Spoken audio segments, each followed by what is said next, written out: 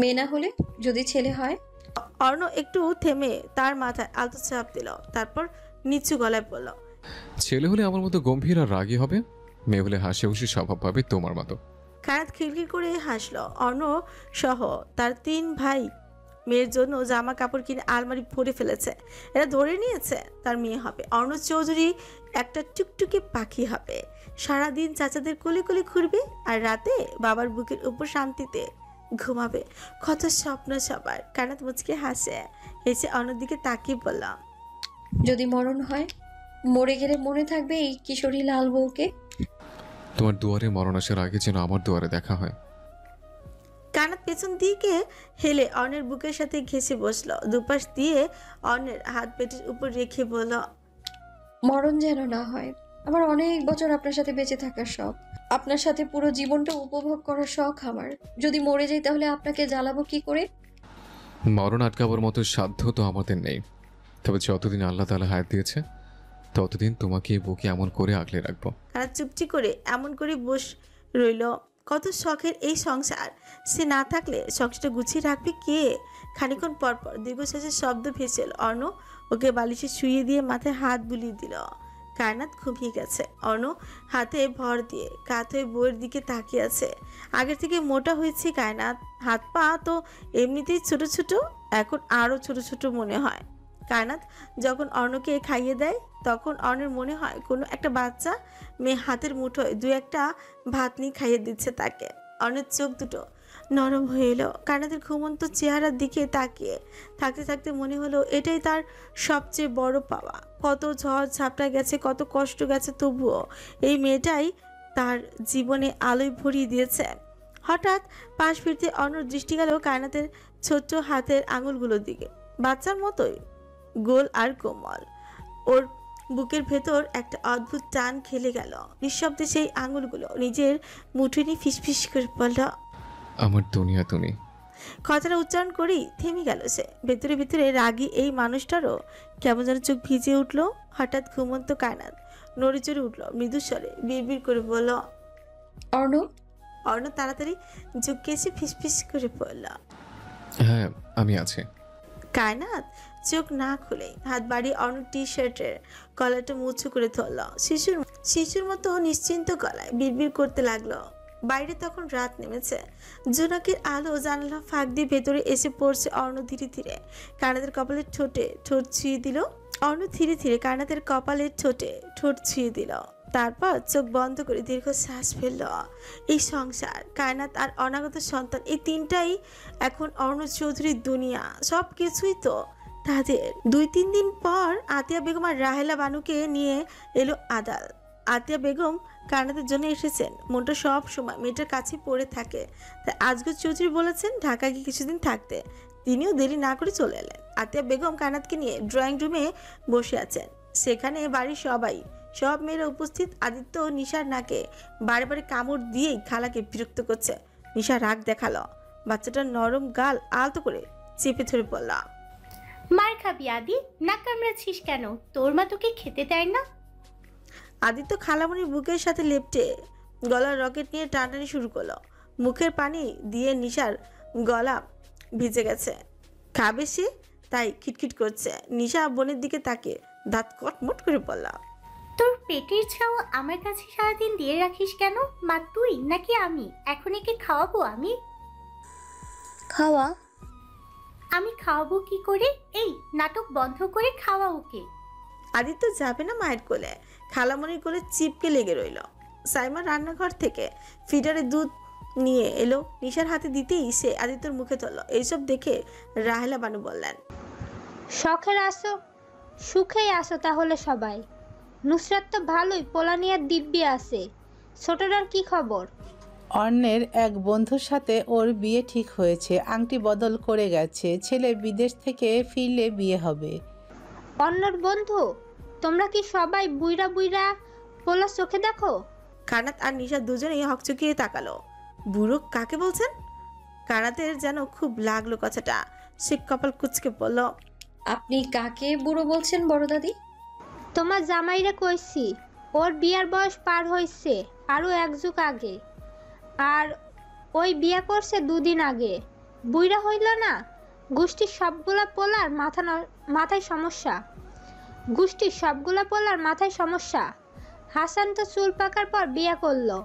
নাজনীন তো বিয়ার কথা শুনলেই স্যাত কইরা ওঠে। না জানি আদাল আর আইমান কি করব। নিশা বিরক্ত হয়ে মাথা নিচু করে রেখেছে, কারণ তো রাগ হচ্ছে। এমনিতে আজকাল মেজাজটা খারাপ থাকে তার মধ্যে রাহেলা বানুর আজাইরা কথাগুলো যেন কাটার মতো লাগছে। বেরুজ বেগম বউ আর মেয়ের অবস্থা বুঝতে পেরে কথা এড়িয়ে বলল, তোমরা কিছু খাবে? বানিয়ে দেব? নুসরাত বলল কিছু হালকা নাস্তা বানাতে। বেরুজ বেগম রান্নাঘরে যেতে আবারও রাহেলা বানুর বকবক শুরু হলো। সবাই চুপচাপ তার কথা গিলতে লাগলো। কিছু করার নেই, এই মহিলাকে একটা কথা বললে তিনি 10টা কথা শুনিয়ে দেবেন। কেটে গেল মাসখানেক। চোখের পলকে সময় চলে যাচ্ছে। কানাতের পেট আর একটু ভারী হয়েছে। এখন সে উঠতে বসতে পারে না। অন্যকে সব সময় বইয়ের সাথে আঠার মতো লেগে থাকতে হয়। সেদিন গভীর রাত ছিল, বাইরে পূর্ণিমার চাঁদ জ্বলজ্বল করছিল। জুন মাসের 3 তারিখ, রবিবার রাত 2:37। চারপাশটা ভীষণ নীরব। অনের ঘরে লো পাওয়ার এসি চলছে। কানাতে শীত লাগায় পাতলা চাদর জড়িয়ে অন্য শরীর ঘেঁষে ঘুমিয়েছিল। অর্ণ তো আর বউকে জড়িয়ে ধরতে পারে না, তাই কিছুটা চেপে ঘুমানোর চেষ্টা করে। হঠাৎ কানাতের ঘুম ভেঙে গেল। পেটে ব্যথায় ধীরে ধীরে ব্যথা যেন বেরিয়ে চলেছে। গলা শুকিয়ে এলো ভয়ে। এক হাতে পেট চেপে ধরে অন্য হাত দিয়ে অন্যকে ঝাঁকালো। চিৎকার করে উঠলো সে। অন্য হুড়মুড়ি উঠে বসলো। আতঙ্কিত হয়ে কানাতের চিৎকার শুনতে ঘরে লাইট অন করলো। কানাত বিছানার চাদর খামচে ধরে চিৎকার করে উঠল। ও আল্লাহ, আমার রূপ বের হয়ে গেল। আল্লাহ রে! অন্য বুকটা কেঁপে উঠলো মুহূর্তে। হতবিহ্বল দিশেহারা চোখে সে ছুটে এলো কায়নাতের কাছে। ব্যথা উঠেছে? কোথায় কষ্ট হচ্ছে বলো? কায়নাতের মুখ ফ্যাকাশে, ঘাম ঝরছে কপাল বেয়ে। সে হার্তনাদ করে বলল, আমার পেট, ও আল্লাহ, আর পারছি না। অন্য কায়নাতের মাথার পাশে হাত রেখে কেঁপে উঠল। তারপর হঠাৎ নিজের সমস্ত শক্তি দিয়ে দরজার দিকে ছুটতে গিয়ে ঝট করে খুলে চিৎকার করল, মা, প্রেম, নিশা, তাড়াতাড়ি গাড়ি বের কর, কায়নাতের ব্যথা উঠেছে। চেঁচামেচিতে মুহূর্তে পুরো বাড়ি জেগে উঠল। প্রেম, আদাল, আয়মান ছুটে এলো ভাইয়ের ঘরে। তাদের পেছনে নুসরাত, নিশা আর বেরুজ বেগমও। সবাই একসাথে এসে দেখে বিছানার চাদর ভিজে গেছে। নুসরাত বিস্মিত হয়ে বলল, আল্লাহ, প্রসব পানি ভেঙে গেছে। বেরুজ বেগম আতকে উঠে তাড়াতাড়ি কায়নাতকে বুকের কাছে টেনে নিয়ে বললেন, হায় আল্লাহ, এক্ষুনি হাসপাতালে নিতে হবে। অর্ণ ইতিমধ্যে ফোনে ড্রাইভারকে ডাকছে। শরীরটা কাঁপছে, তার শুকিয়ে গেছে। বারবার কায়নাতের মুখে হাত বুলিয়ে বলছে, আমি আছি, তুমি ভয় পেও না, কিছু হবে না। কায়নাত ব্যথা চিৎকার করে আবার বিছানার চাদর আঁকড়ে ধরল। অর্ণের বুকের ভেতরটা যেন হিম হয়ে গেল। সে কায়নাতের কানে ঝুঁকে কাপা গলায় বলল, আর একটু শ্বাস রাখো যান। নিধি দৌড়ে এসে একটা শাল নিয়ে কায়নাতের গায়ে জড়িয়ে দিল। আতিয়া বেগম আর রাহেলা বানুও দৌড়ে এলেন। আতিয়া বেগম কায়নাতের অবস্থা দেখে বলেন, ওরে হসপিটালে নেয়ার মতো সময় নেই, অন্য তোরা বাইরে যা। অর্ণ কায়নাতের হাত শক্ত করে চেপে ধরে যুক্তি উঠল। ওকে হসপিটালে না নিলে সমস্যা হবে দাদি। রাহেলা বানু এলোমেলো চুল ঠিক করতে করতে ব্যস্ত কণ্ঠে বললেন, তুই বাইর হ অন্য, ওর কিছু হইব না। কায়নাত অর্ণকে চেপে ধরে আহাজারি করে বলল, আমি বাঁচবো না আর, আমি আর বাঁচবো না। বেরুজ বেগম ছেলের দিকে তাকে করা গলায় বলেন, তোমরা বাইরে যাও। অর্ণ কায়নাতের হাত থেকে নিজেকে ছাড়াতে চাইল না। বেরুজ বেগম কঠিন চোখে তাকিয়ে বললেন, তোমাকে আমি ডাকবো সময় হলে, এখন বাইরে যাও অর্ণ। অর্ণ চোখ লাল হয়ে উঠল, চোখে পানি জমে উঠেছে। তবুও দাদির কথা ধীরে ধীরে হাত ছাড়ালো। কায়নাত অর্ণকে আঁকড়ে ধরে কাঁদতে কাঁদতে বলল, আমাকে ছেড়ে যাবেন না, যাবেন না। অর্ণ কপালে চুমু খেয়ে কাপা গলায় বলল, আমি দরজার উপাসে আছি, শুধু ডাক দিলে আসবো, ভয় পেও না। তারপর ভারী পা ফেলে বাইরে চলে গেল। বেরুজ বেগম দরজা লাগিয়ে দিলেন। ঘরের ভেতর শুধু এখন মহিলাদের ভিড়। আতিয়া বেগম কায়নাতের মাথার পাশে বসলেন। রাহেলা বানু আয়না জল গরম করতে বললেন। নিধি, নুসরাত, নিশা সবাই ছুটোছুটি করছে। কায়নাত ব্যথায় ছটফট করছে। তার মুখ ফ্যাকাশে, ঘামে ভিজে গেছে শরীরটা। প্রতিটি চিৎকার যেন বুক ফাটিয়ে বেরোচ্ছে। ও আল্লাহ, আর পারছি না আমি। আতিয়া বেগম তার কপালে হাত বুলিয়ে শান্ত করতে লাগলেন। সাহস রাখ, একটু শক্ত হ। কায়নাত লম্বা লম্বা শ্বাস পেলে সূরা আল আরাফ আয়াত 54 পড়তে শুরু করলো। বাইরে অর্ণ পায়চারি করছে। প্রেম আর আদাল তার কাছে হাত রেখে শান্ত করতে চাইছে। অর্ণর ঠোঁট শুকিয়ে গেছে, দুহাত জড়িয়ে ধরে দাঁড়িয়ে আছে দরজার সামনে। মনে হচ্ছে মুহূর্তেই দরজা ভেঙে ভেতরে ঢুকে যাবে। মাসফিক চৌধুরী চিন্তিত হয়ে মেঝেতেই বসে আছেন। হঠাৎ ভেতর থেকে কানেতে তীব্র চিৎকার ভেসে এলো। অর্ণ ছুট্টে দরজা ধাক্কা মারল। দাদি, দরজা খোলো, আমি থাকবো কায়নাতের সাথে। পাশ থেকে কেউ কোনো উত্তর দিল না। ভেতরে তখন ব্যস্ততার চরমে। কায়নাত কাপা হাতে নিশার হাত চেপে ধরে হাঁপাতে হাঁপাতে বলল, আমার যদি কিছু হয় তোমার ভাইকে দেখে রেখো। কোনো কিছু হবে না, তুমি শুধু শক্ত হও। গড়াতে গড়াতে অনেকটা সময় পেরিয়ে গেছে। হঠাৎ কানাত আর্তনাদ করে শরীর কাঁপিয়ে দিল। তারপর হঠাৎ করে ঘরে ভেসে উঠল এক ক্ষীণ কান্নার শব্দ। সবাই থমকে গেল এক মুহূর্তের জন্য। নিধি আনন্দে ছিঁচিয়ে উঠল, আল্লাহ, বাচ্চা হয়েছে? আতিয়া বেগম চোখ মুছলেন। রাহেলা বানু হাঁ করে তাকিয়ে রইলেন। নুসরাত নিঃশ্বাস ফেলে বলল, মেয়ে না ছেলে? ছেলে হয়েছে নাকি মেয়ে? মেয়ে হয়েছে মা, আমি ফুপি হয়েছি। নিশা খুশিতে চিৎকার করে উঠল। কথাখানা অনেক কানে যেতেই হাঁটু ভেঙে এলো তার। দরজার সামনে বসে হাত দিয়ে চোখ মুখ ঢেকে ফেলো কান্না লুকাতে। মাসফিক চৌধুরী নিচু হয়ে ছেলের কাঁধে হাত রাখলেন। নারী বাঁচানো বাচ্চাটাকে কোনো রকম পরিষ্কার করে আতিয়া বেগম কানাতের বুকের উপর দিয়ে বললেন, তোর মেয়ে। কানাত কাঁদছে, চোচের কোনায় হাসি থাকলো, চোখে জল। আতিয়া বেগম আলতো করে নবজাতকটার নাড়ি কেচে কাপড়ে মুড়িয়ে নিলেন। চারপাশে নরম আলো, ঘরে এক অদ্ভুত নিস্তব্ধতা। শুধু কানাতে চাপা কান্না আর শিশুটার ক্ষীণ কান্নার শব্দ শোনা যাচ্ছে। আতিয়া বেগম বাচ্চাটা শরীর যত্ন করে পরিষ্কার করছেন। কায়নাত আধা বন্ধ চোখে তাকিয়ে আছে, ছোটে চাপা হাসি, কণ্ঠটা ভাঙা কণ্ঠে বলল, ওকে ওর বাবার কাছে নিয়ে যাও। ঠিক আছে। তারপর সযত্নে বাচ্চাটাকে কাপড়ে জড়িয়ে নিলেন তিনি। নবজাতকের ছোট্ট মুখে লালচে আভা, চোখ বন্ধ, ঠোঁট কাঁপছে সামান্য। আতিয়া বেগম বাচ্চাটাকে নুসরাতের হাতে দিয়ে বললেন, নিয়ে যা, অর্ণর কোলে দিবি। নুসরাত সাবধানে কোলে নিয়ে বাইরে বেরিয়ে এলো। দরজার ঠিক বাইরে বসে আছে অর্ণ। অস্থির কাঁপা কণ্ঠে নিঃশব্দে নামটা উচ্চারণ করছে বারবার। আল্লাহ। নুসরাত এগিয়ে এসে কোমল গলায় বলল, ভাইয়া, অর্ণ মাথা তোল ধীরে। নুসরাত একগাল হেসে বলল, তোমার মেয়ে হয়েছে। হাত দুটো কাঁপছে তার। বাচ্চাটার মুখ দেখার আগে কানাতের কথা জিজ্ঞেস করলো। নুসরাত বলে, কানাত ঠিক আছে। অর্ণ উঠে দাঁড়ায়, চোখ তুলে মেয়ের মুখের দিকে তাকায়। লাল চুকচুকে মেয়ে হয়েছে তার। কাপা হাতে ছোট্ট দেহটা যখন অর্ণের বাহুর ভেতরে এলো, সে অনুভব করলো বুকের গভীরে একটা নরম উষ্ণতা ছড়িয়ে পড়েছে। চোখ দিয়ে গড়িয়ে পড়লো অশ্র। নুসরাত নিঃশব্দে ঘুরে গেল ভেতরে। ভেতরে তখন সবাই কায়নাতকে পরিষ্কার করার কাজে ব্যস্ত। আতিয়া বেগম কাপড় বদলাচ্ছেন, নিশা তোয়াল এনে দিচ্ছেন। কায়নাত চোখ বন্ধ করে নিঃশ্বাস নিচ্ছে ধীরে ধীরে। তার ঠোঁট তখন এক টুকরো তৃপ্তি হাসি। বাইরে অর্ণর কোলে ভেতর ছোট্ট শিশুটি বাবার কোলে শুয়ে আছে। প্রেম, আদার, আয়মান জেকে ধরেছে ভাইকে। তিন চাচা মিলে চকচকে চোখ মেরে তাকিয়ে আছে ভাতিজির দিকে। টুকটুকে লাল গোলাপের মতো শিশু। অর্ণ মেয়ের কানের কাছে আজান দেওয়ার পর ইকমাত শেষ করে বুকের সাথে আলতো করে মিশিয়ে নিল। চোখে তখনও পানি। মাসফিক চৌধুরী ছেলের কাঁধে হাত রেখে নাতির মুখখানা দেখে মাশাআল্লাহ বললেন। প্রেম ভাইয়ের কান্না দেখে নাক কুচকে দু হাত বাড়িয়ে বলল, মেয়েদের মতো নাটক করা বন্ধ করে আমার কোলে দাও ওকে। অর্ণ মেয়ের দিকে তাকিয়ে ভাঙা গলায় বলল, প্রেম। আমি রাখি কিছুক্ষণ, কতদিন অপেক্ষা করেছি আমার মায়ের মুখটুকু প্রাণ ভরে দেখবো বলে। আজ দেখি। হাত গুটিয়ে নিল। তার পিছনে হিংসে হচ্ছে। নুসরাতের পুচকুর পর এখন অর্ণরও একটা পুচকু হয়েছে। তার কবে হবে? অর্ণ সেখানে মেঝেতে বসে পড়ল। বুকে ছোট্ট মেয়েটা দু হাতের মাঝে আলতো করে আবদ্ধ করে রেখেছে, যেন ভয় কেউ এসে কিনে নিয়ে নেবে বাচ্চাটাকে। চুপচাপ তাকে আছে শিশুটির মুখের দিকে।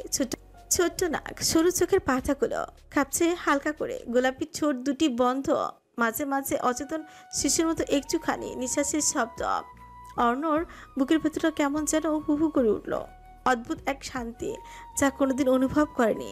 শিশুটা আর কপালে আলতো করে ঠোঁট ছুঁয়ে দিল। তারপর আবার তাকিয়ে রইল, যেন চোখ সরাতে পারছে না।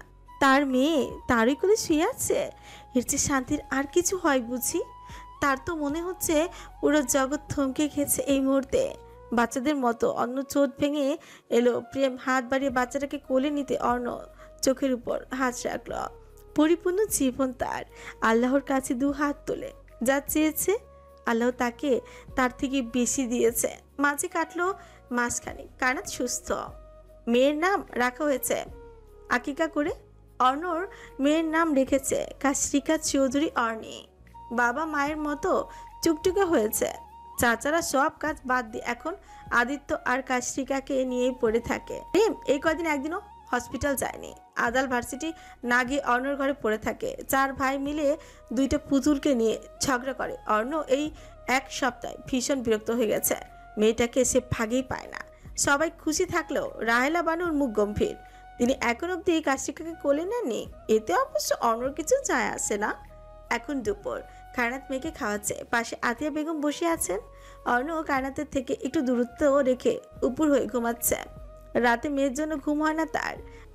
আতিয়া বেগম কায়নাতের মায়া মাখা মুখখানা দেখে বললেন, আমি বলেছিলাম না একদিন তুই খুব সুখী হবি। কায়নাত মুচকে হাসলো আর চোখে একবার অর্ণকে দেখে মেয়ের দিকে তাকিয়ে বলল, আতিয়া সব সুখ আমার হয়েছে দাদি। আমার সব আছে, স্বামী, সন্তান, বড় একটা পরিবার, সব আছে আমার। বেগম গাল ভরে হাসলেন। মেয়েটার সুখ দেখে যেন তার প্রাণটা জুড়িয়ে গেল। এই তো চেয়েছেন তিনি, মেয়েটার একটুখানি স্বামীর ঘরের সুখ। কাশরিকা ঘুমিয়ে গেছে খেতে খেতে। কায়নাত ওকে সাবধানে বাবার পাশে শুয়ে দিতে আতিয়া বেগমও ঘর থেকে বেরিয়ে গেলেন। কায়নাত এলোমেলো ঘর পরিষ্কার করে বিছানা আসতে অনু উঠে গেল। মেয়ের নাকে নাক ঘষে কানে কানে ফিসফিস করছে সে। কায়নাত রাগ দেখে কটমট করে বলল, এত কষ্ট করে ঘুম পাড়িয়েছি ওকে, আর আপনি ওকে জাগাচ্ছেন? অর্ণ তাকালো কায়নাতের দিকে। মেয়েটা এখন আর কিছুরই নেই।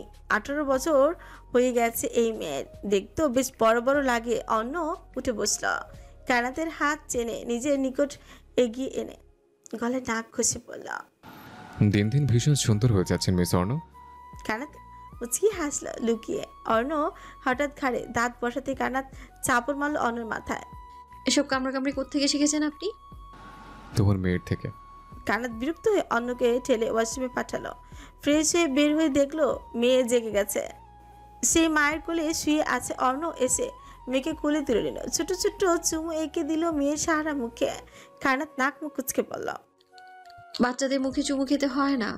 অর্ণ থামলো না, অমন করে চুমু খেলো। মেয়ের কপালে ঠোঁট ছুঁয়ে বলল, কতদিন আমি অপেক্ষা করেছি আমার আম্মু জানকে বুকের মধ্যে শক্ত করে জড়িয়ে রাখবো বলে। আজ আমার আম্মু আমার কোলে শুয়ে আছে, তাই না বাবা?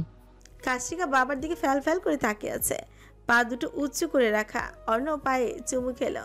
কায়নাত অর্ণর পাগলামি দেখে বলল, আপনি বলেছিলেন আমার বাচ্চাটাকে নষ্ট করতে, আর যদি সত্যিই কাজটা করতাম তাহলে সে আপনার কোলে থাকতো। অর্ণর চোয়াল নরম হলো, দীর্ঘশ্বাস ফেলে পড়ল। কেন বলেছিলাম সেটাও তো তুমি জানো। কেন বলেছিলাম সেটাও তো তুমি জানো। হয়তো ওকে আমি পেতাম না, কিন্তু তোমাকে তো হারাতে পারবো না। তুমি ছাড়া নিশ্চয়ই অর্ণ চৌধুরী। কায়নাত মিষ্টি করে হেসে অর্ণর শরীর ঘেঁষে বসলো আর চোখে মেয়ের দিকে তাকিয়ে বলল, আপনার রাজকন্যা আপনার মতোই হয়েছে দেখতে। আর স্বভাবটা হয়েছে মায়ের মতো দুষ্ট। দুজনে হেসে ফেলে অর্ণ এক হাতে মেয়েকে ধরে অন্য হাত দিয়ে কায়নাতকে জড়িয়ে ধরল। কাশরিকা তখন বাবার আঙুল ধরে রেখেছে। ছোট ছোট পা নাড়িয়ে বাবার দিকে তাকিয়ে আছে। যদিও তেমন বোঝা যায় না, তবুও নাক আর চোখ দুটো বাবার মতোই হয়েছে বোধ হয়। হঠাৎ নিশা দরজা নক করলো, বলল পড়শি এসেছে দেখা করতে। কায়নাত অবাক হয়ে অর্ণর দিকে তাকালো। উনি কেন এসেছেন? অর্ণ জানে না। সে নিশাকে বললো ওকে উপরে পাঠিয়ে দিতে। খানিকক্ষণ পর পড়শি একটা শপিং ব্যাগ নিয়ে ঘরের ভেতর এলো। কায়নাত আর অর্ণকে একসাথে দেখে মুচকে হাসলো। কাছে এগিয়ে আসতেই কায়নাত বসতে দিল তাকে। কেমন আছো অর্ণ? অর্ণ গম্ভীর মুখে ভালো বলল। কায়নাত বলল, আপনি হঠাৎ এই বাড়ি? তোমার মেয়েকে দেখতে এলাম, নাম কি ওর? কায়নাত নাম বলল। পড়শি ওকে কোলে নিতে চাইলে কায়নাত সাবধানে ওর কোলে তুলে দিল। পড়শি বাচ্চাটার মুখখানা দেখে বলল, ভীষণ মিষ্টি দেখতে হয়েছে, অর্ণর মতোই হবে মনে হচ্ছে। কায়নাত যেন পড়শির এত ভালো রূপ হজম করতে পারছে না। আচ্ছা, এতগুলো মাস পর হঠাৎ দেখা দিয়েছে, আবার মেয়েকে কোলে নিয়ে প্রশংসা করছে। পড়শি শপিং ব্যাগটা কায়নাতের হাতে ধরিয়ে দিয়ে বলল, এটা বাবুর জন্য। কায়নাত ব্যাগটা পাশে রেখে বলল, আপনি কিছু খাবেন, চা বা কফি? কফি হলে ভালো হয়। কায়নাত মাথা নাড়িয়ে ঘর থেকে বেরিয়ে গেল। পড়শি চোখ তুলে তাকালো অর্ণের দিকে। চুপচাপ অর্ণ বসে আছে দেখে সে বলল, জীবনের ভালো মুহূর্তগুলো তোমার সাথে কাটিয়েছি অর্ণ, আজ বহু বছর পর দিনগুলোর কথা মনে হলো। মুহূর্তগুলো তো আর ফিরে আসবে না, তবে আজ আমি তোমার কাছে ক্ষমা চাইতে এসেছি। অর্ণ মেয়েকে নিজের কাছে নিয়ে মাথায় হাত বুলিয়ে দিতে দিতে বলল, তুমি আমার জীবন থেকে না গেলে এত সুখ বোধ আমার কপালে আসতো না। ফুলের মতো পবিত্র এক নারীকে নিজের জীবনসঙ্গী হিসেবে পেতাম না। আমার সাদা কালো জীবনের রঙে রঙিন করেছে সে। তোমাকে ধন্যবাদ, ধন্যবাদ আমার জীবন থেকে সরে যাওয়ার জন্য। পশির চোখ ভিজে উঠল। লোভে পড়ে সে কি পাপ করেছিল ভাবলো, ঘৃণা হয় নিজের প্রতি। অর্ণ তো তাকে ভালোবাসতো, কিন্তু সে কি করেছে? সোজা মাটি থেকে টেনে ছুঁড়ে ফেলেছিল তাকে। আজ আফসোস হচ্ছে, ভীষণ আফসোস হচ্ছে নিজের ভাগ্যের উপর। কায়নাত এলো খানিকক্ষণ পর। পড়শিকে কফি দিয়ে অর্ণের পাশে বসলো। পড়শি কফির কাপটা হাতে নিয়ে নিঃশব্দে তাকিয়ে রইল অর্ণ আর কায়নাতের দিকে। দুজনের মুখে শান্তি ছায়া। মেয়েটা বাবার কোলে ঘুমিয়ে আছে। তার বুকের ভেতরটা মুচুর দিয়ে উঠল। একদিনের জন্য হলেও যাকে নিজের করে চেয়েছিল, আজ সে অন্যের জীবনের অবিচ্ছেদ্য অংশ। পশির গলা কেঁপে উঠল বোধ হয়। তবু বললাম, তোমরা খুব সুখে আছো মনে হয়। আলহামদুলিল্লাহ, আল্লাহ যা দিয়েছেন তাতেই আমরা ধন্য। জীবনের প্রতিটি মানুষই আমাদের কোনো না কোনো শিক্ষা দেয়। তুমি দিয়েছ হারানোর মূল্যটা শেখার। পশি মাথা নিচু করে ফেলো। চোখের কোণে জমে থাকা জল সে হাতের আঙুলে মুছে ফেলতে গিয়ে বলল, আমার হয়তো প্রাপ্যই ছিল না তোমার মতো একজন মানুষ। ভুল করেছি অনু, কিন্তু বিশ্বাস করো তুমি সুখে আছো জেনে আমার সত্যি ভালো লেগেছে। কায়নাত চোখ সরিয়ে তাকিয়ে রইল মেয়ের দিকে। তার ভেতরে কোথাও ঈর্ষা নেই। সে মেয়েটার দিকে তাকিয়ে বলল, জীবন সবসময় দ্বিতীয় সুযোগ দেয় না। যা হওয়ার ছিল হয়ে গেছে। আপনি চাইলেও আর অতীত ঠিক করতে পারবেন না। যা হয়েছে সব ভুলে নতুন করে জীবন শুরু করুন। আল্লাহর কাছে ক্ষমা চান, দেখবেন সব ঠিক হয়ে গেছে। পড়শি মাথা ছাকিয়ে উঠে দাঁড়ালো। তাকে যেতে হবে। সে আরেকবার কাশিকার ঘুমন্ত আনন্দ দেখে বলল, সব সুখ তোমাদের হোক। 3 বছর কেটে গেছে, অনেকটা সময়। মাঝে কেটেছে 3টা বছর। এই 3 বছরে কত কিছু বদলে গেছে। শুধু বদলানি অসম প্রেমের ভালোবাসাগুলো। আগামীকাল কানাডা থেকে ফিরছে স্বার্থরা। 4 বছর পর নিজেদের দেশে ফিরে আসছে 3 বন্ধু। স্বার্থ আসার খুশিতে নিশা তো পাগলই প্রায়। নিশা এখন আর আগের মতো বাচ্চা নেই। সে বেশ বড় হয়েছে। সামনেই তার বিয়ে। লাল টুকটুকে বউ বানিয়ে বউ করে নিয়ে যাওয়ার জন্য তার স্বার্থভাই আসছে খুব শীঘ্রই। অনর রাজকন্যার বয়স এখন 3 চলছে। আদিত্য আর সে সারাদিন মারামারি করতেই থাকে। অর্ণ সে কিশোরী, লাল বউ এখন 21 বছরের যুবতী নারী। পড়াশোনার পাশাপাশি স্বামী সন্তান নিয়ে দিব্যি যাচ্ছে দিনকাল। মেয়েটা পড়বে না করেও স্বামীর আদেশে পড়াশোনায় ডুবে থাকতে হলো। চোখের পলকে দিন কেটে যাচ্ছে। এই তো কয়েকদিন আগেও কায়নাতের কোল আলো করে তার একটা ফুটফুটে মেয়ে হলো। আর আজ সে মেয়েটা এত বড় হয়েছে। অন্য মেয়েকে নিয়ে বাইরে গিয়েছিল। বাবাকে পেলে মেয়েটা আর কিছু লাগে না। সে নিজেই মেয়েকে ফ্রেশ করিয়ে বিছানায় এসে বসলো। অন্য ঠোঁট চেপে বেশ কিছুক্ষণ কায়নাতের দিকে তাকিয়ে রইল। কায়নাত ঘরে কাজ করছিল। হঠাৎ করেই অর্ণর লাগাম ছাড়া কথা শুনে সে কাজ ফেলে ফট করে তাকালো অর্ণের দিকে। তার চিপে বলল, একটু তো লজ্জা শরম করুন, বেহায়া লোক। মেয়ে যে পাশে বসে আছে, চোখে দেখছেন না? অর্ণ আর চোখে মেয়ের দিকে তাকে সুথয়। মেয়ে বাপের সাইডে, তাই মাইন্ড করছে না সে। অসভ্য লোক একটা। আসো না, দিন দিন চল্লাদের মতো হয়ে যাচ্ছে তুমি।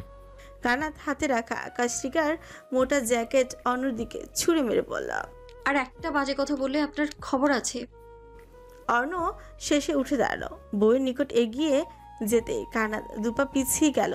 অর্ণ শেষে উঠে দাঁড়ালো। বইয়ের নিকট এগিয়ে যেতেই কায়নাত দুপা পিছিয়ে গিয়ে চোখ রাঙালো। অর্ণ এক টানে বইয়ের কোমর জড়িয়ে ধরে কাছে আনতে কায়নাত হকচকিয়ে কিছু বলার আগেই অর্ণ সুত হয়। এই মেয়ে, বিয়ে হয়েছে আজ কত বছর? অনেক বছর। তাহলে এখন আপনি করো কেন? তুমি বলে ডাকো। বুড়ো বয়সে ভীমরতি। অর্ণ বলিষ্ঠ হাত দিয়ে কায়নাতের চোয়াল চেপে ধরে নিজের দিকে ফিরিয়ে বলল, আমার নাম ধরে ডাকো একবার। কায়নাত মানা করলো। সে কিছুতেই নাম ধরে ডাকতে পারবে না। অর্ণ আর চোখে মেয়ের দিকে তাকিয়ে দেখলো সে উঁচু ঘুরে খেলনা দিয়ে খেলছে, খেলায় ব্যস্ত। সে ঝুঁকে এসে হঠাৎই উষ্ঠ চেপে ধরলো তার উষ্ঠ দ্বারা।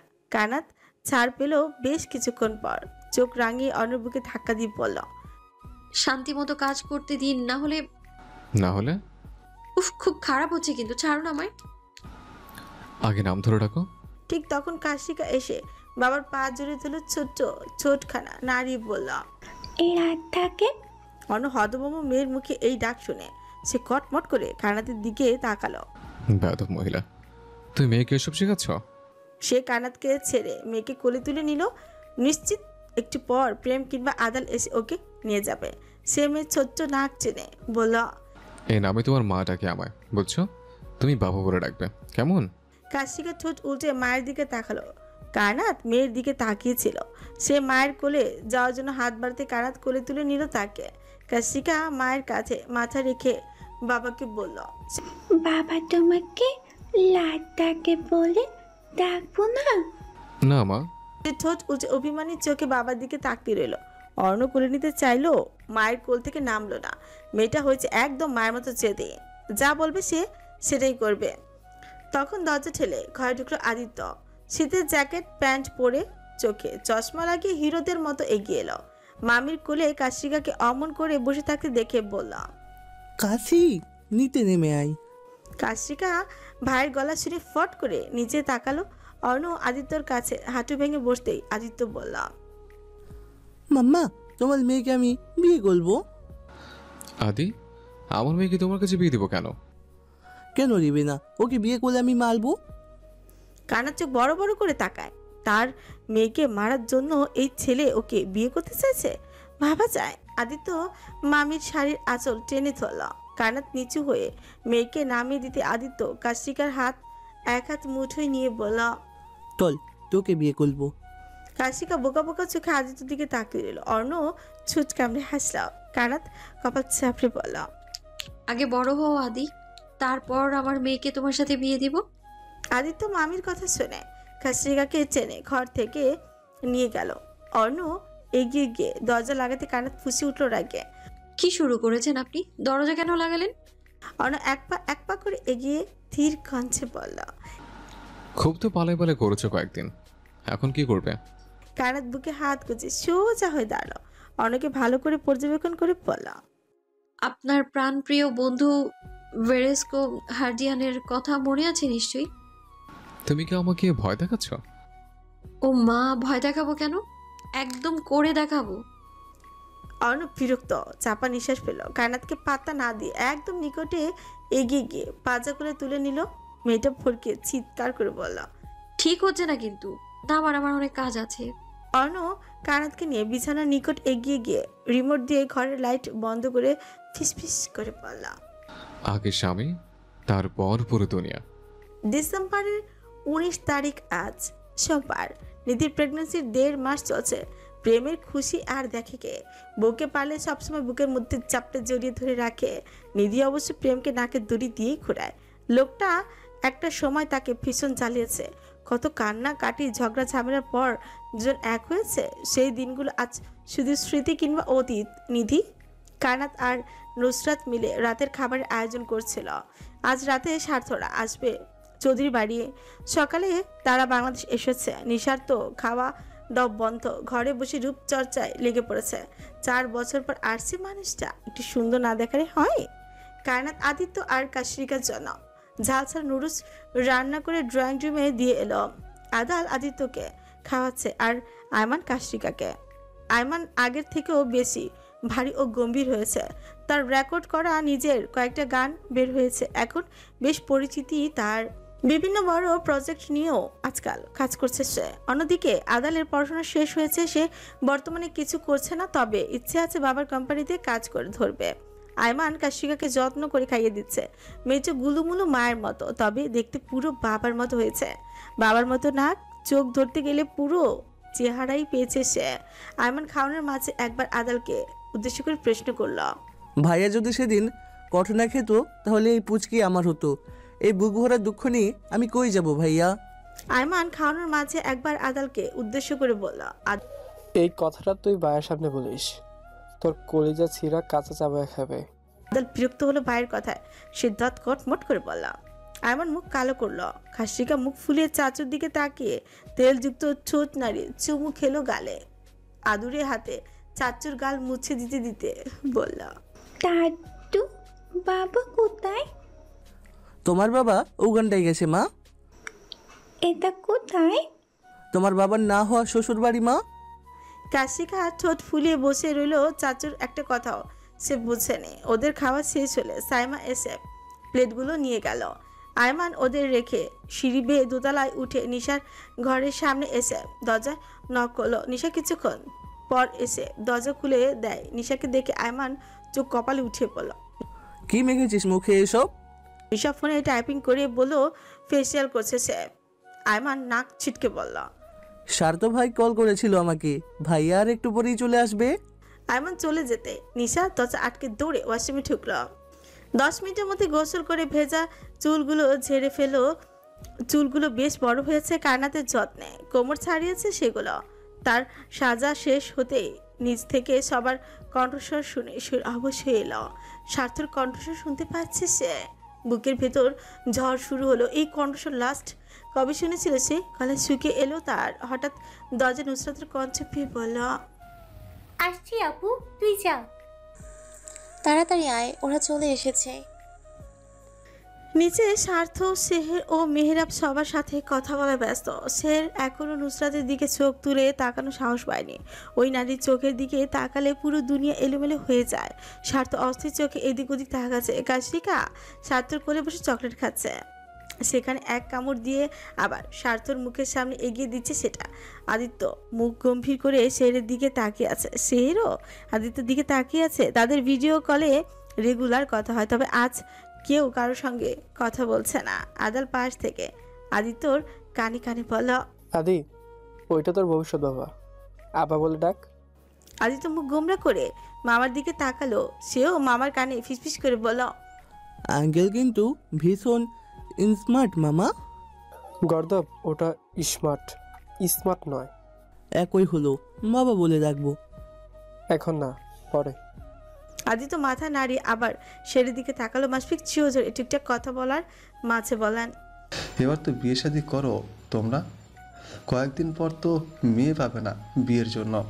মেহের হেসে ফেল। স্বার্থ ছোট কামড়িত হলো দুই বন্ধুকে দেখে।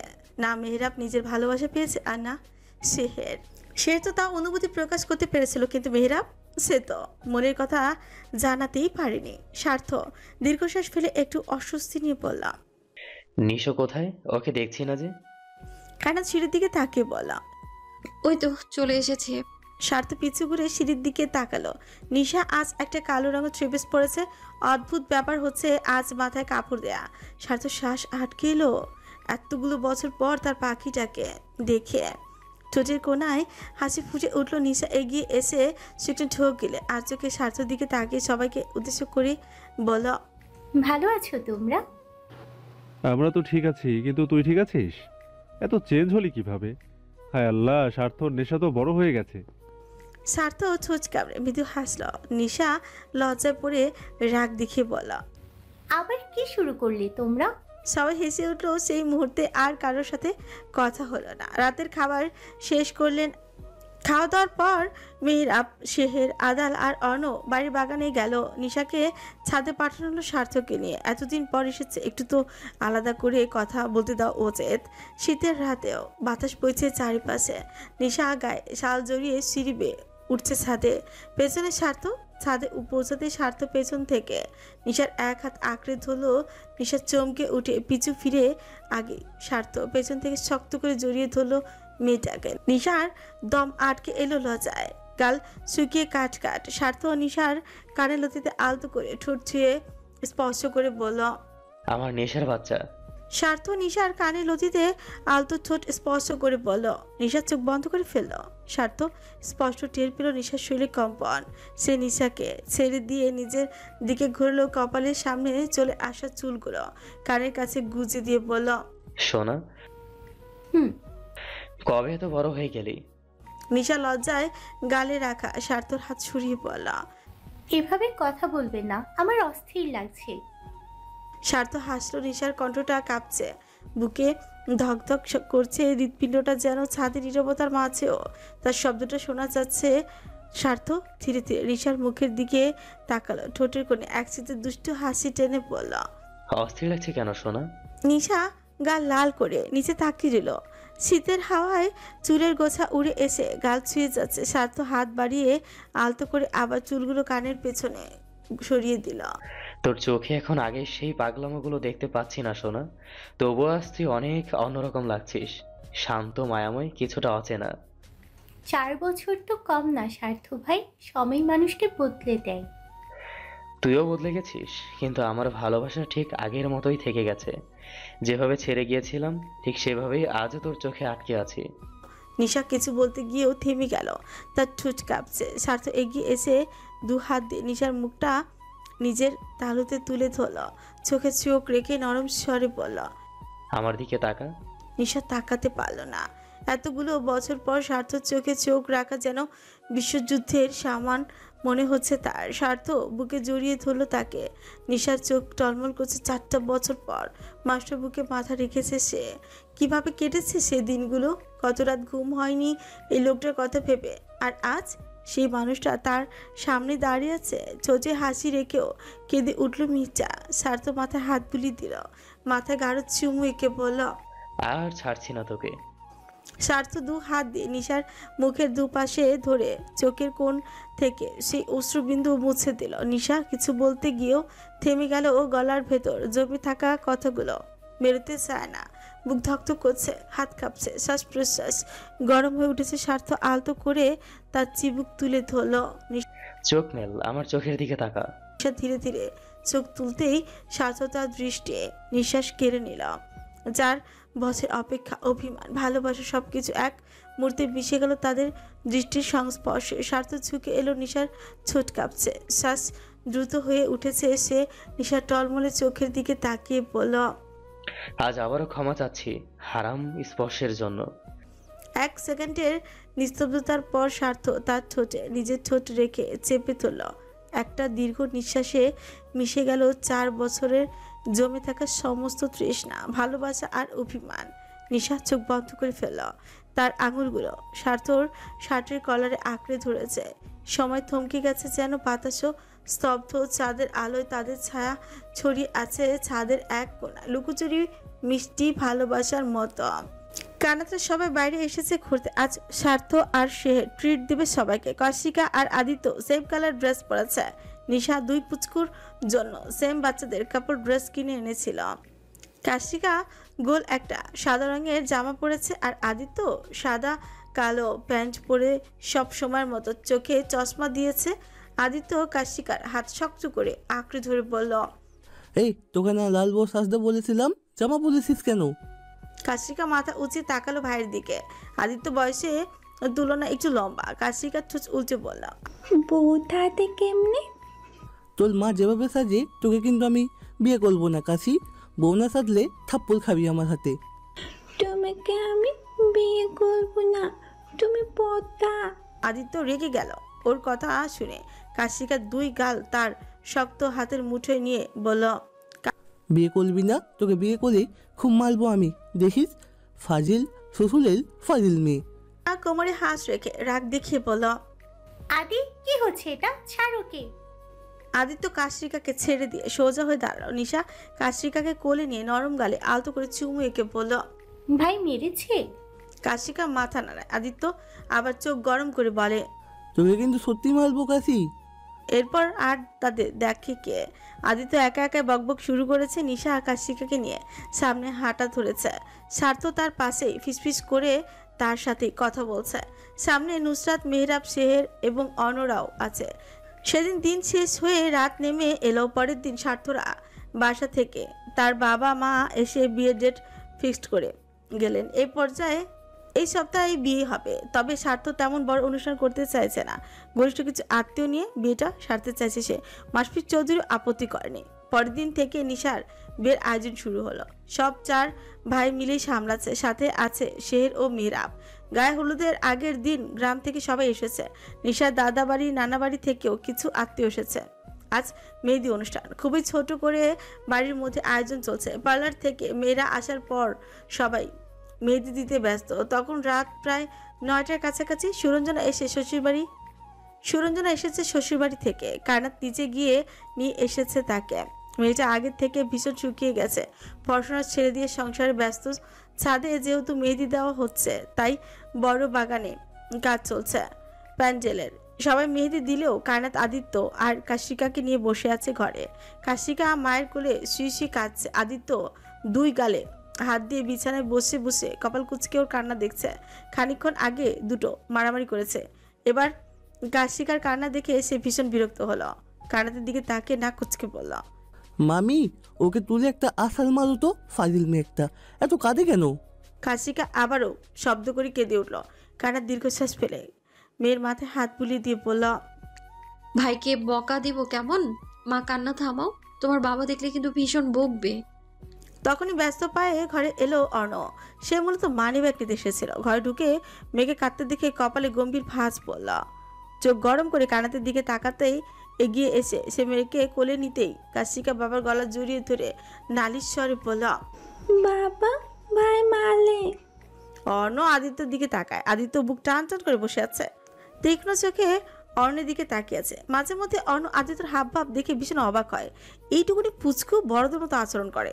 সে অন্য হাত দিয়ে আদিত্যর কান হালকা করে চেপে ধরে বলল, আদি, বোরকে মেরেছো কেন? কে আমার বোন? মাম্মারা? আম্মু আর মামিও তো বলে কাশি আমার বউ হয়। আমি বলে হলে ওর সাথে আমার বিয়ে হবে। অর্ণ শুষ্ক ঠোঁট ভিজে চাপা নিঃশ্বাস পেল। সে মেয়েকে একটু আদর করে বলল, মা আর কাঁদে না, ভাইকে বকে দিয়েছি না, মায়ের কাছে ঘুমাও, ঘরের বাইরে যাবে না একদম। অর্ণ কান্নাতের কাছে দিয়ে কান্নাতের কান শক্ত করে চেপে ধরে বলল, আমার মেয়ে যদি আর একবার কেঁদেছে তাহলে আপনার কপালে দুঃখ আছে মিসেস অর্ণ। অর্ণ যাওয়ার আগে আদিত্যকে নিয়ে গেল, না হলে নিশ্চিত মেয়েকে আবার জ্বালাবে। কাশিকার ঘুমাতে ঘুমাতে প্রায় 11টাই বেজে গেল। ততক্ষণে পালারে মেরে চলে গেছে। কানাতের দুহাত পুরো খালি। কানাত নিশার ঘরের দিকে এগিয়ে গেল। শাশুড়ি বলেছেন গিয়ে খাবার খাইয়ে দিতে। কানাত খাবারের প্লেট নিয়ে নিশার ঘরের সামনে এসে দরজা ঠেলে দিতেই নিশা চমকে উঠল। বিছানার মাঝখানে বসে ভিডিও কলে কথা বলছে সে স্বার্থর সাথে।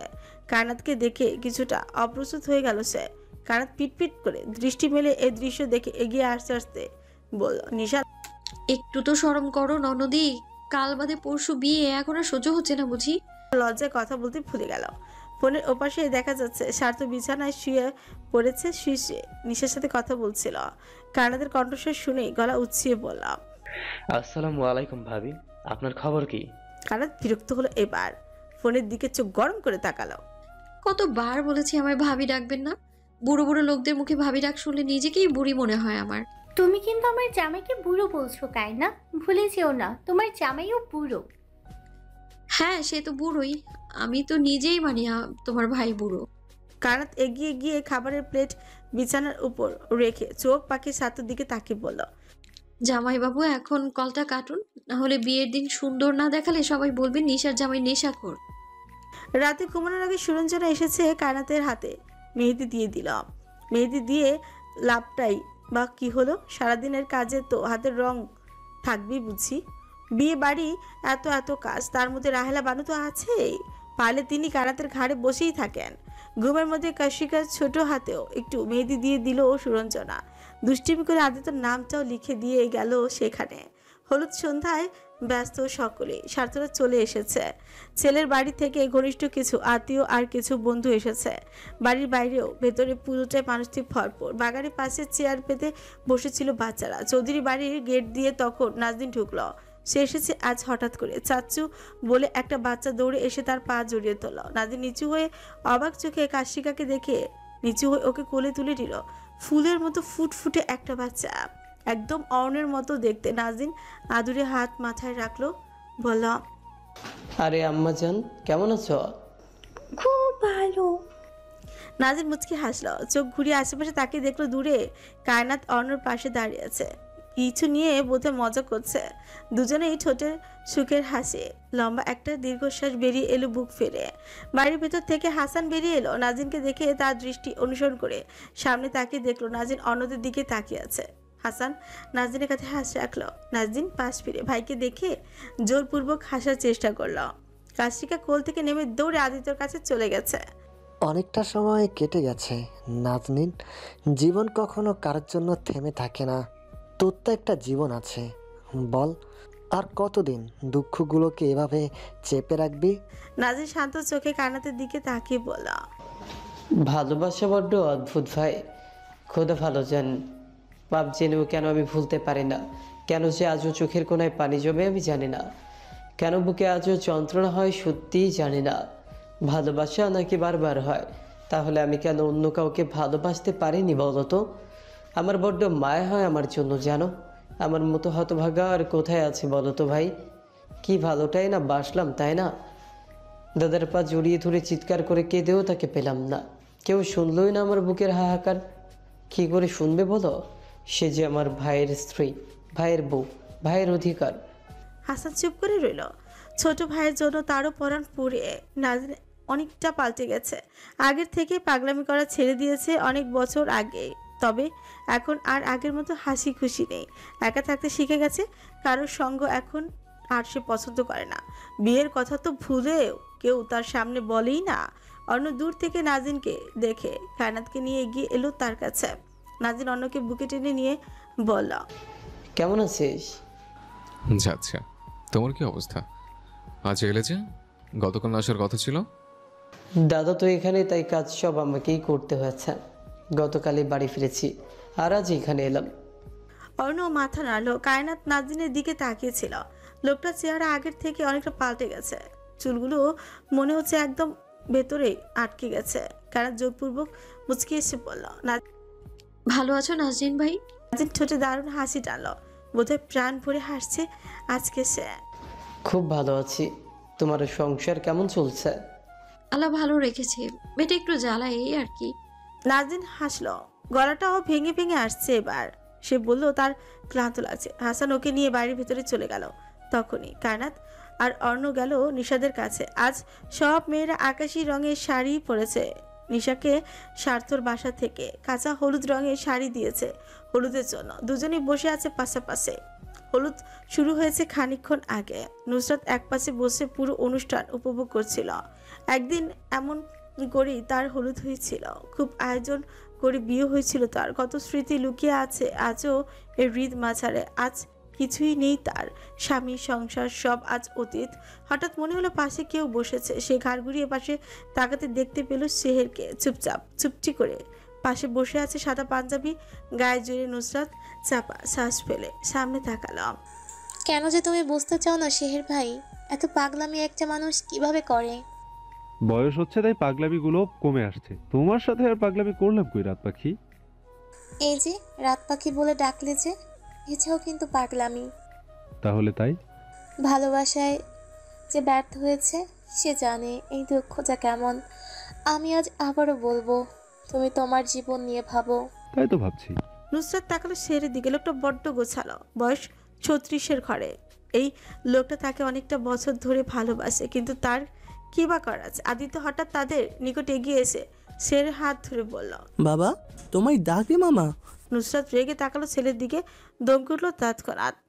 কি বেয়াদবি করছো আদি? আঙ্কেলকে বাবা ডাকছো কেন? আদি মায়ের কথা কানেই নিল না। সে হেলে দুলে সেখান থেকে চলে গেল। শের বোধে মুচকি হাসলো। এই স্বার্থ আর প্রেম পারু পচে দুই বাদর মিলে আদিত্যকে বজ্র পাকিয়ে ফেলেছে। শের চেয়ার ছেড়ে উঠে দাঁড়ালো আর চোখে একবার নুসরাতের দিকে, নুসরাতের বিব্রতকর বদন পানে তাকিয়ে শান্ত কণ্ঠে বললাম, আমি জানি তুমি আমার হবে না, আমি চাইও না জোর করে এক হতে। তবে আমি তোমার অপেক্ষায় থাকবো মৃত্যুর আগ অব্দি। দেখি সৃষ্টিকর্তা আমায় ফেরাই নাকি। আপনি আমায় ভালোবাসলেন কেন?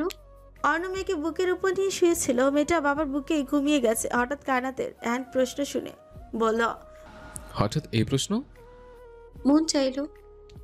ভালোবাসা কখনো এক দেখা হয় না। তোমাকে প্রথমবার দেখে ভালো লাগা কাজ করছিল ঠিকই, কিন্তু ভালোবাসা হয়নি। বিয়ের পর আস্তে আস্তে তোমার পাগলামিগুলো বাধ্য করেছে তোমায় ভালোবাসতে। কে জানে কেমন করে পাগল হলাম তোমার প্রেমে।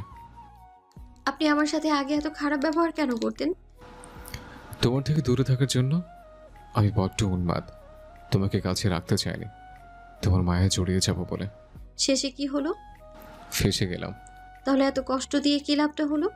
অর্ণ ঘাড় ঘুরিয়ে লাল চুকচুকে বইয়ের দিকে তাকালো, কপালে নরম ঠোঁট ছিঁড়ে বলল, এই ভুলের ক্ষমা হয় ম্যাডাম? হয় না, তবুও ক্ষমা করে দিয়েছি আপনাকে। বলুন তো কেন ক্ষমা করেছি? কেন করেছো? কারণ আপনাকে আমি ভালোবেসেছিলাম। আপনার মতো পাষাণ একটা লোককে খুব করে ভালোবেসেছিলাম আমি। তাহলে এখন এত অভিযোগ কিসের?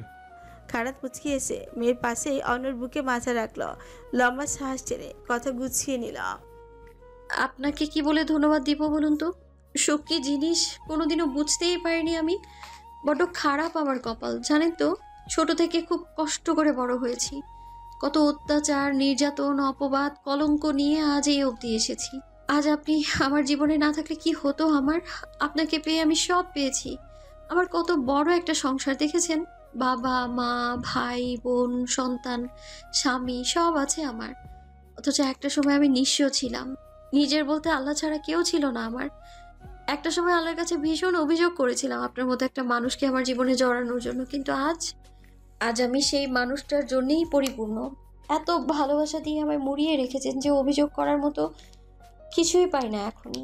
কেন এত ভালোবাসলেন আমায়? অন্য ঠোঁট জুড়ে প্রাপ্তির হাসি। কানাত নয়, বরং সে কৃতজ্ঞ আল্লাহর কাছে কানাতের মতো একজন জীবন সঙ্গী হিসেবে তার জীবনে পাঠানোর জন্য। আজ গায়ে হলুদের অনুষ্ঠান শেষ হয়েছে, কাল নিশার বিয়ে। অন্যর মনটা বজ্র খারাপ। ছোট্ট বোনটাকে বিদায় দেওয়ার সময় হয়েছে। কত জ্বালিয়েছে মেয়েটা তাকে। দেখতে দেখতে অনেক বড় হয়ে গেছে। কানাত অনুভব করলো অন্যের চোখের কোণায় পানি টলমল করছে। সে যত্ন করে চোখের পানি মুছে দিয়ে বলল, খারাপ লাগছে? নেশা খুব ছোট থাকতে এই বাড়িতে এসেছে। কয় মাসের বাচ্চা ছিল ঠিক মনে নেই। আমার বয়স তখন 13 থেকে 14 হবে হয়তো। নতুন বোন পেয়ে ভীষণ খুশি হয়েছিলাম। দুজন বোন আমার চোখের মনে। নেশাকে কাজটিকার মতো করেই বুকের মাঝে নিয়ে ঘুমিয়েছে একটা সময়। সেই দিনগুলো কত তাড়াতাড়ি চলে গেল। কালে চলে যাবে আমাদের ছেড়ে। আমার কাছে আর আবদার করবে না, আয়মানকে নিয়ে নালিশ করবে না, কষ্ট পেলে বলবে না। ভাইয়া, আমার খুব কষ্ট হচ্ছে। ছাড় তো, ভালো ছেলে।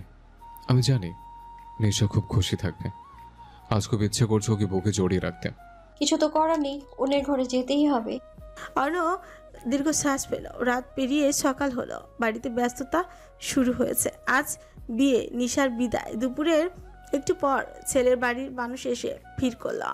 মেয়েরা গেট ধরে টাকা হাতিয়েছে বেশ। স্বার্থ আজ একদম নর্মাল একটা সাদা পাঞ্জাবি পাজামা পরেছে। আদিত্য শেরের পিছু ছাড়ছে না আজ। আজ সেখানে সুরঞ্জনা ও মেয়েরাবও মুখোমুখি। সুরঞ্জনা নর্মাল থাকলেও মেয়েরা বোধ হয় চোখ বারে বারে তার দিকে চলে যাচ্ছে। শেষে বিরক্ত হয়ে বাড়ির বাইরে বেরিয়ে এলো। শের ওকে বেরিয়ে যেতে দেখে পিছু নিয়ে বাড়ির বাইরে এলো। আশেপাশে বেশ মানুষজন। শের আর মেয়েরাব সামনের রাস্তায় পা বাড়ালো। তাদের মধ্যে তফাৎ কোথায়? দুজনেই এক ঘাটের মাঝে। মেয়েরাব চোখে সানগ্লাস খুলে রাস্তার দিকে তাকালো। মানুষের কত আনাগোনা সেখানে। সে ছোটির করে দারুণ হাসি টেনে পড়ল। ভাবছি এবার বিয়েটা করেই ফেলবো। উচিত। তোর কি হবে?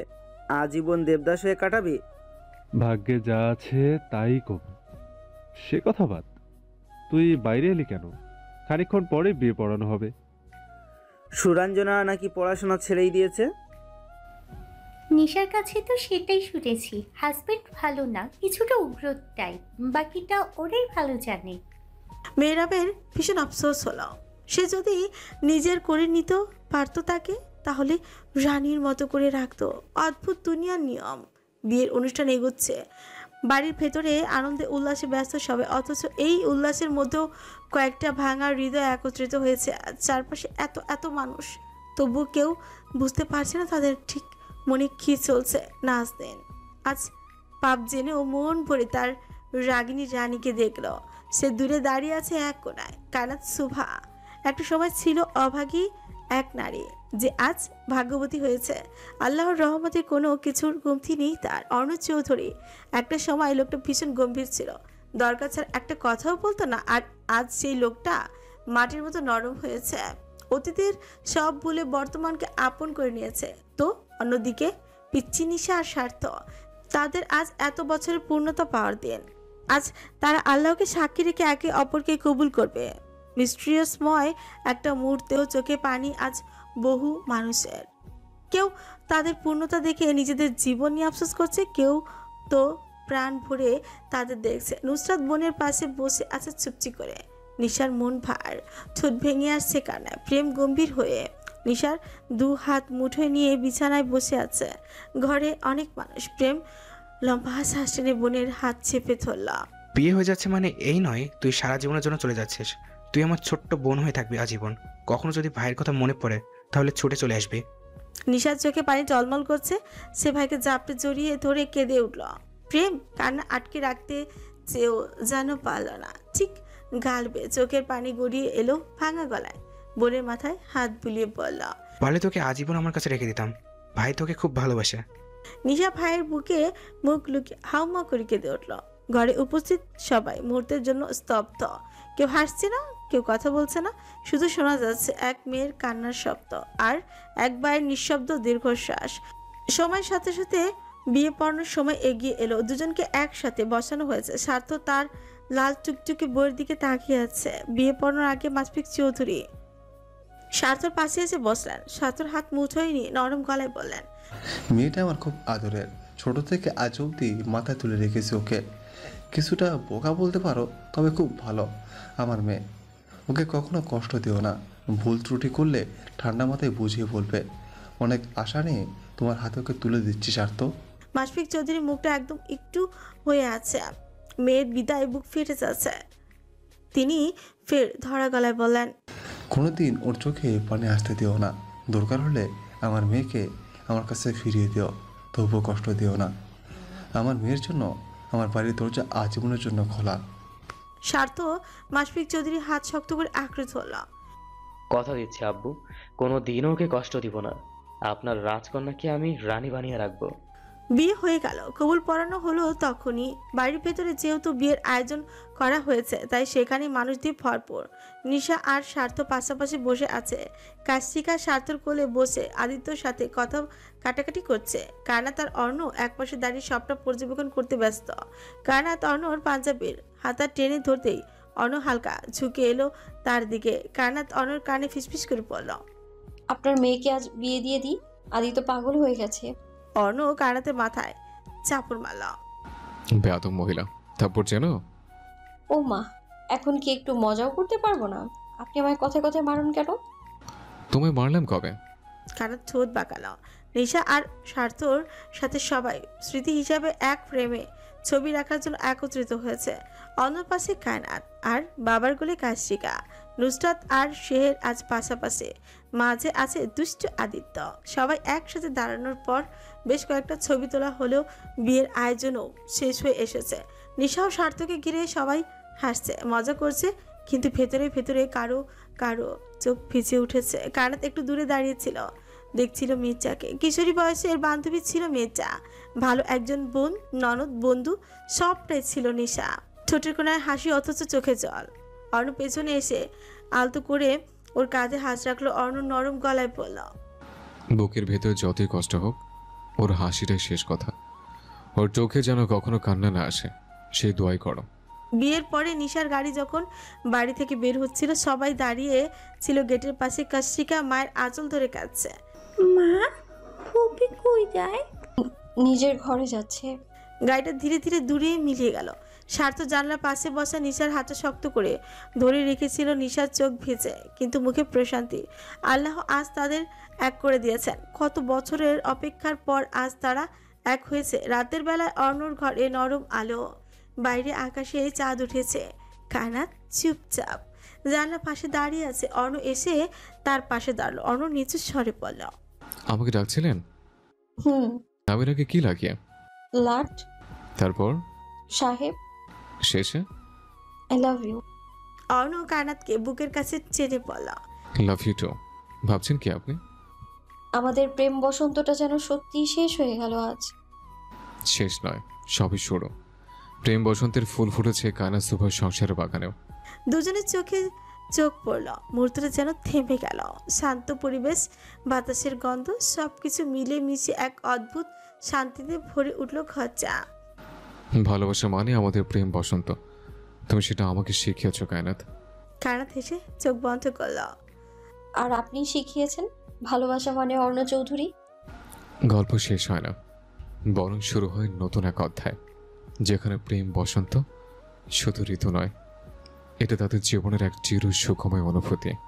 হ্যালো বন্ধুরা, গল্পটা এখানেই শেষ। কায়নাত আর অর্ণকে আপনাদের কেমন লেগেছে প্রেম বসন্ত গল্পটি আপনাদের সবার কাছে কেমন লেগেছে এবং কমেন্ট করে অবশ্যই জানাবেন আপনারা কীরকম ধরনের গল্প চান। সো লাইক কমেন্ট অবশ্যই করবেন, আর যারা এখনও চ্যানেলটি সাবস্ক্রাইব করেনি অবশ্যই করবেন। পসি ডায়েরির সঙ্গেই থাকবেন, ভালো থাকবেন, নিজেদের খেয়াল রাখবেন। আল্লাহ হাফেজ।